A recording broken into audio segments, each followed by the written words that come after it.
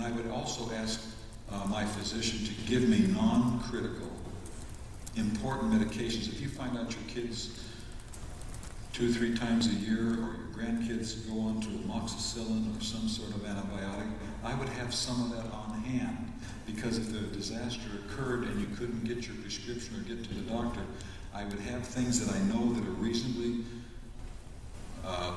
you can see that they're most likely going to be needed sometime during the next year, and you just want to make sure that you have it on hand. And so if there's been no disaster and your doctor prescribes that for your child or grandchild, and you happen to have it, well, you just use that supply, and then you use that next prescription that they give you for it to replenish the one that you already have. But think about that in a rotational way. I hope it's making sense to you. Another thing you need to think about is the special dietary foods. There are some of you that certain foods are essential, or you can't eat certain foods. And so really, if your diet is very crucial to your health, then think about what you have to obtain to make it safe for several months. And over-the-counter non-prescription medications, don't always assume that you can just go down to the drugstore tomorrow. Have a certain stock of supplies of what you consume on a general basis that you can use for the next several months. And keep your critical medication kit separate from the household. I've already shared that with you. Now, this is another major issue, family members with special needs. Think about people without personal transport. Think about within your own family. My father died when he was 96 years of age. During the last year or 2 of his life, he was staying with my sister, and he was bedridden primarily, though he could get up into a wheelchair. But he had oxygen. He had a lot of things hooked up to him, and to try to get him evacuated, should we need to evacuate, it would have been very, very difficult. My sister actually went through a hurricane down in Florida, because that's where she lived, and my dad was there during that time. Turned out it was not that bad of a hurricane, and they did okay, and he didn't have to evacuate. But if you have to actually think about evacuation, and you have a person in your family that's handicapped, if you're used to relying on public transportation to be able to take your loved one to a doctor's office visit or to go somewhere else, those are not going to be available to you in a disaster. There's not that many resources, so you've got to have figured out, how am I going to transport? In fact, if you remember during Katrina, some of the very sad stories where some of the people in nursing homes were allowed to die. There was even some questions of whether or not some euthanasia was applied at certain times, because they knew they couldn't actually help the people or move the people. Do you remember those stories? Well, now, those are very sad situations. And if you've got family members, well, let me also take it one step further. We have more and more single-parent families. We have more and more situations to where individuals are isolated by themselves. We have an aging population. This is a time when churches need to get involved more than ever. In fact, part of the groups that I would really challenge you, Daniel, that those that are leading certain groups, that you identify your elderly, your handicapped, your blind, your deaf, your single-parent families, those with other handicaps, and try to work out relationships with various people within your churches that will say, when a certain disaster occurs, I will make sure I contact this person, and I will be involved with them trying to get the help that they need. Okay? This is something, I think this is where a church could play a major role. And then if the church can't handle it, if it's too small or just doesn't have the resources, then that's where the networking with other churches could come about. And also, it may be that you may have somebody in your church who lives a long ways away, who really is right next door to this other church that is working with your ADRN, and saying, listen, this is a member of our church here, but you're the ones that's close by. If this need arises, will you help take care of that person? But make the arrangements ahead of time. Don't try to be doing it last minute. That's the thing that I'm talking about, okay? Now, pack routine and special needs items, especially for the elderly and handicapped. And the other thing you need to think about is it may very well take 2 people to move somebody that's handicapped. Have you ever tried to move somebody that's really handicapped? And one of the real difficulties, and I hate to say this, but in our Estados Unidos, where we're at right now, we have so many people that are overweight, and overweight really creates its own problems and emergencies. and sometimes it's actually physically impossible to move some people. Enough said. And you must have a backup evacuation transportation situation in hand. Now stop and think about the deaf, the blind. There's all sorts of systems that are there for those that are deaf. Flashing signs, flashing lights for those that are deaf. Vibrating situations to alert someone to that would be put on their arm, that when they're sleeping, that you could actually alert them that there's a disaster and something will vibrate on their wrist and it would wake them up so that they would know that they need to be alert that there's a problem going on. So there's different systems for the deaf, for the blind, for the elderly. Well, you've seen all the advertisements about somebody living alone with the medical care where they can push a button and a call goes to some sort of central area. Well, those types of things exist, and if you have those situations in your own family or within the church, take advantage of the means that exist. Evacuation transportation is going to be very important for you, and particularly those with special needs. Particularly in situations where you can anticipate problems, whether hurricanes or flooding. A lot of times that doesn't just hit you instantaneously. It's not like a flash flood. It's not as if you don't have days ahead of time with hurricanes. If you know that there are some people that are going to be particularly at risk, then get out of Dodge quickly, days before something happens. And so what if you have to do it unnecessarily? It turns out the hurricane changed direction, the disaster didn't occur, the flood didn't quite come up as much. I tell you what, you'd be much better off to have done it unnecessarily 3-4 times than to have that one time when, my goodness, it's upon us and now you're stuck. I have some friends that live on an island off of the Florida coast, and the bridge connecting them to the mainland, if the winds get over 35 miles an hour, they can't leave the island. So you need to know these things. And then I have situations on diabetics and so forth.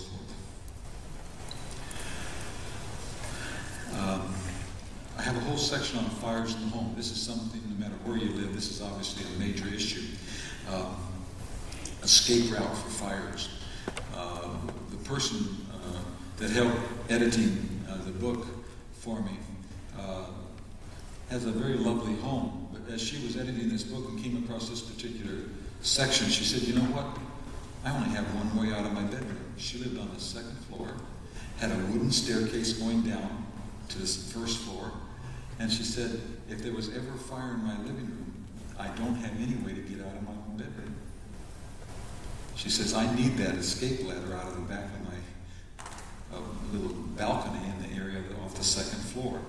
So think about at least 2 ways of getting out of any room. And then train your kids about that. Teach them how they can get out of a room and make it into a game. Don't make it into a fearful thing. Just saying, you know, if I'm standing right here and you can't get out, how would you get out of this room? You know, and just play some games with the kids, just having to think through what they would do if they can't leave one way. And so escape ladders are one of the avenues that you can have if you otherwise have only one access, egress out of a given room. A family meeting place. That was the slide or the PowerPoint that I had on from here to there. Now that's where you're going to go. And then documentation of your personal property. Now, this is something to which it's important in terms of the checklist of what you need in your home. Smoke detectors, carbon monoxide detectors, fire extinguishers. Actually, to decrease your insurance risks if you end up having fire extinguishers. Smoke hoods. Particularly if you're living in a high-rise. If you live in a place where you can't just immediately get outdoors quickly, I would really say having some sort of a smoke mask would be helpful. Like if I were living in New York City, I would definitely say, hey, if I'm in a high-rise or I'm going to hotels often, I would love to have something like that with me.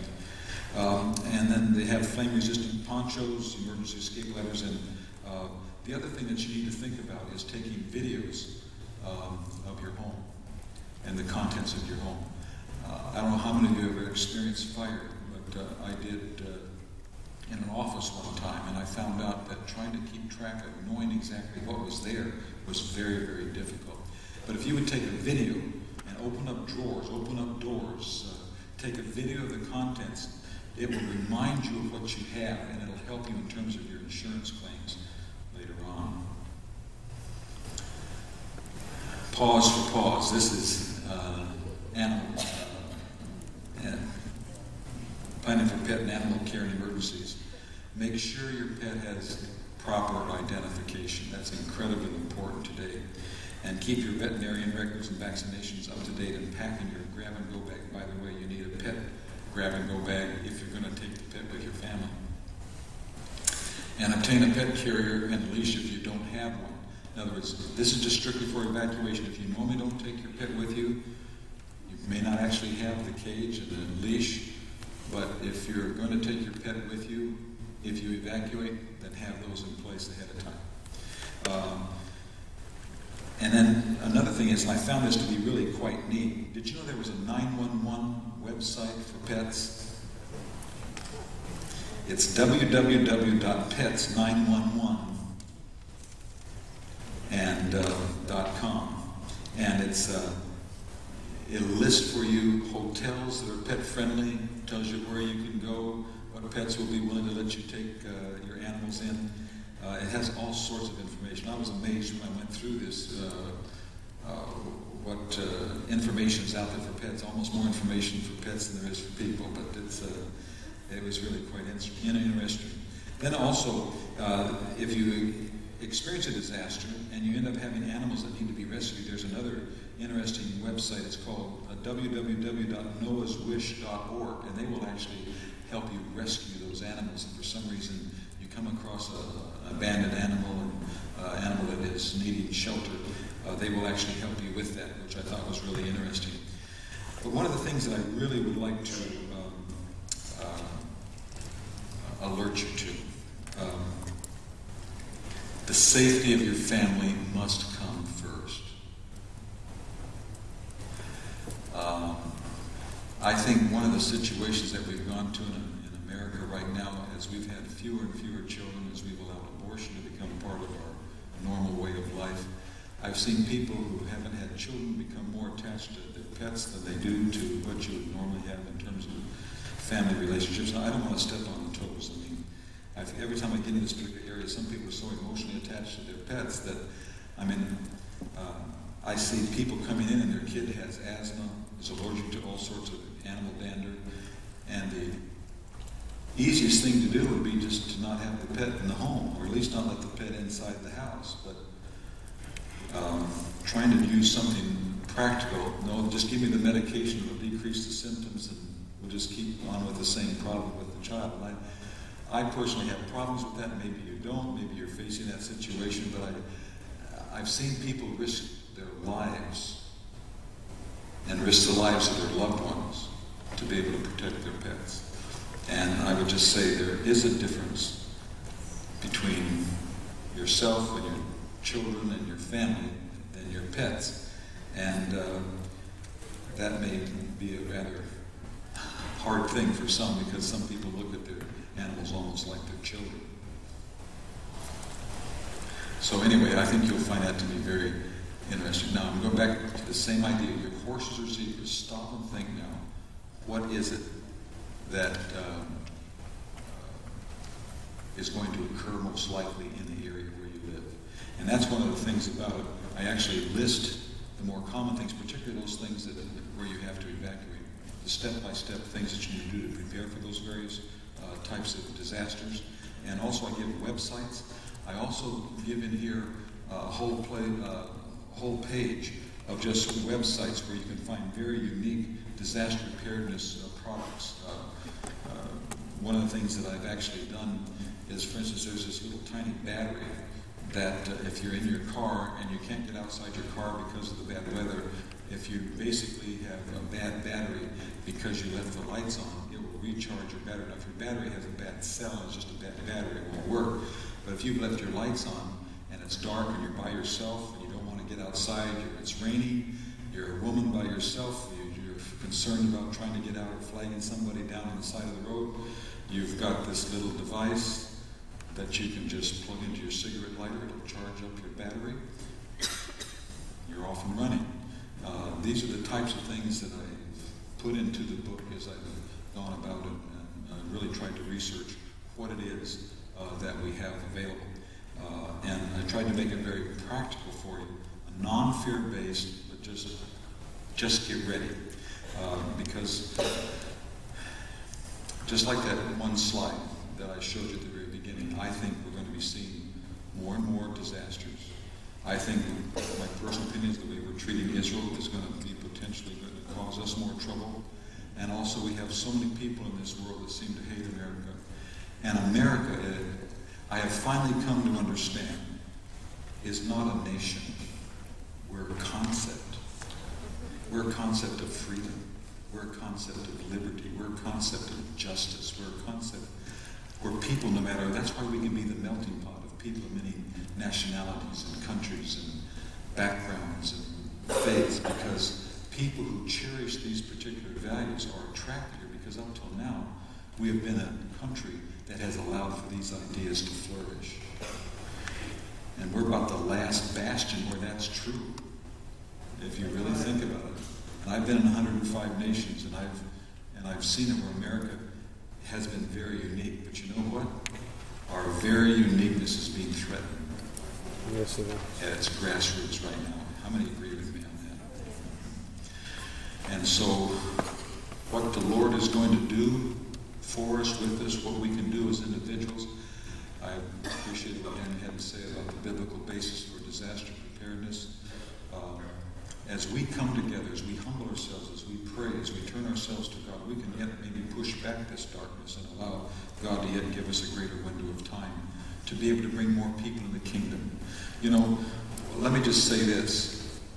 The people from Rwanda sitting in Goma, Zaire, beside their dead parents or beside their dead children, would not pray the same way about the return of Jesus Christ as what you and I would if we were living in a fairly comfortable situation about what we're having.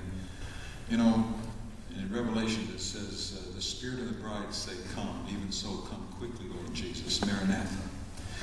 And some of us have forgotten the truth of the matter, that it's the blessed hope to believe that Jesus is going to return.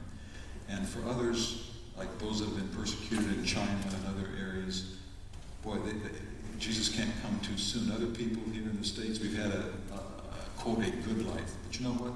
We've had such a good life, we've lost our vigilance. We've lost our ability to really get before God. We have failed to be the watchman on the wall. And the fox has gotten into the hen house. Okay? That's right. And so we've got to be in prayer as believers that we will come back to a nation of morality and justice and liberty. But we're in trouble. But I got from preaching to meddling. I really like this particular slide. You know, it was on 9/11 that the Twin Towers were hit. In fact, I was in Israel back in September 2000, and I had a dream. And in that particular dream, I heard this voice say, summon the United States for a testing and a hardening. It was like a legal summons. It was something I just heard those words. Summon the United States for testing and hardening. It was interesting. It was 12 months later that 9/11 happened.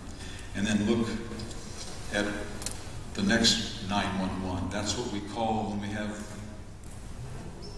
natural disasters or emergencies. We dial 911. But for the believer, we dial 911. Psalm 911. It says, he who dwells in the shelter of the Most High will rest in the shadow of the Almighty. I will say of the Lord, he's my refuge and my fortress, my God, in whom I trust. Surely he will save you from the fowler snare and from the deadly pestilence. He will cover you with his feathers, and under his wings you will find refuge. His faithfulness will be your shield and rampart. You will not fear the terror of night. Notice, when you put yourself in the right place, you won't be fearful of what you see. You will not fear the terror of night, nor the arrow that flies by day, nor the pestilence that stalks in the darkness, nor the plague that destroys at midday. 1,000 may fall at your side, and 10,000 at your right hand. The day I arrived in Goma, Zaire, 10,000 bodies were on the ground. But it will not come near you, is what the Bible said. You will only observe with your eyes and see the punishment of the wicked. So we have that safety in the Lord. I'm going to close close with this story. It's the story of a young couple. I know them very well. They have 3 children. One wintry storm, their home lost electrical power and the temperatures were in the low teens. They did not have a generator, but a friend loaned them one to operate the space heaters to keep the family at least somewhat warm and keep the water pipes from freezing in their home. Little did they know that the generator was not ventilated adequately and carbon monoxide built up inside the home, with the greatest accumulation upstairs where the children were sleeping. But here's the story that I really want to share with you. The day before, the wife had purchased a new smoke detector that also had a carbon monoxide monitor the day before. It had a voice alerting feature. In the middle of the night, the alarm went off. Carbon monoxide high. Carbon monoxide high. The family evacuated and the firemen came and measured the levels of carbon monoxide. It was at lethal levels and would have killed the children in a few hours. This story I know only too well. My wife and I have 7 grandchildren, and we could have had only 4. Those are my grandkids. And I'm so thankful to God that God could speak to my daughter-in-law's heart, saying, I need to buy a carbon monoxide monitor that goes along with my smoke detector. And God spared my family tremendous tragedy. We pray Psalm 91 daily. We thank God for his protection. And we believe God caused our daughter-in-law to buy a carbon monoxide monitor just one day before. Be prepared. Don't be a victim. God bless you.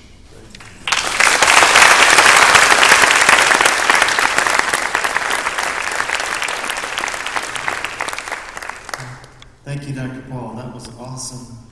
And if you didn't hear that Dr. Paul will also be teaching in one of our breakout sessions.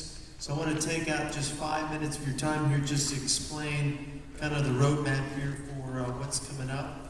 Thank you again, Dr. Paul. Thank you for flying out to and traveling and making this important, Yeah, thank you. I've already bought one of these, so how many did you bring? Not enough for everybody. We do have a lot more that I can order if enough people do desire that. And also I'm noticing that some of those multi-tools are going out. Yeah, that looks like a really cool tool. We do have more that we can get. In fact, if I knew before 5 o'clock today that you wanted some of those things and we run out, I could actually have them overnight. I was, our family, my family personally, hasn't really taken a big step there yet. Not my personal family, but my outside family. And we thought, while he was talking, how many of these items might be just good gifts to begin buying for them, so that way they begin having Christmas gifts to my own kids. I got them backpacks and a lot of this stuff. Because my kids, as much as they love their father or grandfather, they don't prepare either. My family personally were prepared for 3 months. If something were to happen in the city, I was told I'd be in the command center for 3 months or 6 weeks. So my wife needs to, be prepared in the house to handle things on her own. I wanted to say a couple things here. Someone left their phone, and there's like a picture of a baby, and it doesn't show the face of the man that's behind the baby, but I have a phone here I'm going to keep up here. T-shirts are for sale for $15. On the back, 10 ways to be prepared. And then the Austin Disaster Relief Network. All proceeds are going towards the conference. The City of Austin, greater surrounding counties, Homeland Security Group, they created this activity kit for children. These are all free. We had them give us 1,000 of them. And they're for families that have children. Take as many as you need. If you have 3 children above, I think 6 or 8 years old, take 3 of them. They're excellent. I mean, in fact, we're having other cities that we're connected to want one of these for their city. And fortunately, Austin being this kind of lead city, so to speak, they are allowing the other cities to take what they have created and put their own name on it. So, do you have something else to say? I forgot to mention that 10% of the